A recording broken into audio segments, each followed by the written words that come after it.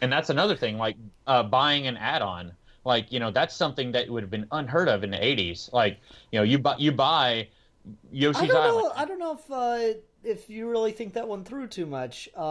80s I probably maybe, did. but anyone else remember the Mega Drive? No. Yes. The Sega Mega Drive for like Sonic and Knuckles. You could like you do there was Sonic 3 came out, and that wasn't really the full game because you needed the Mega Drive, which just gave the Genesis more processing power, and then you could do the Sonic 3 and Knuckles. And what was neat about that is it let you play as Knuckles in the other Sonic games and get to new areas that you couldn't before. So I Huh. mean, it's not downloadable, but it's the same damn concept, right? Mhm. It's additional content for a game if you just purchase more shit. It's ridiculous. I But know on Pokemon Yellow, if you played the game, I don't remember, you take the Game Boy Color cartridge and somehow you could play it on a Nintendo system somehow.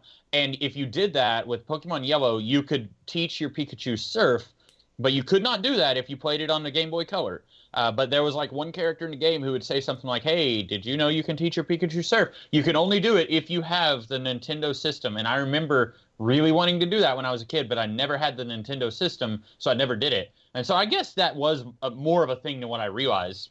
hmm I mean, it was much farther and fewer between than Hmm. DLC now, where like honestly, the game is the DLC. They just took it out. Like, what is it?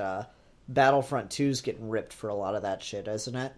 Yeah, I mean that depends on the game because I feel like DLC is a cool device that certain games destroy and other games actually use really well.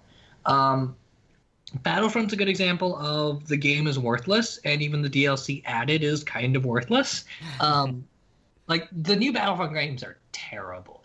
Anyone that has like even like an ounce of information or enjoyment of the old Battlefront games or just first person shooters in general, those games are worthless.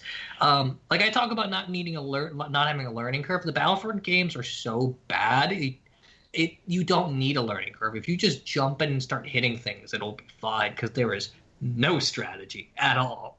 Um, but the DLC for that is partly terrible because one, nothing in the game gets enhanced by the DLC. It's not like the game is a particular experience and the DLC adds new layers to how that experience is supposed to be organized. It's literally just here's something you can do, but you can do more of it after the DLC comes out.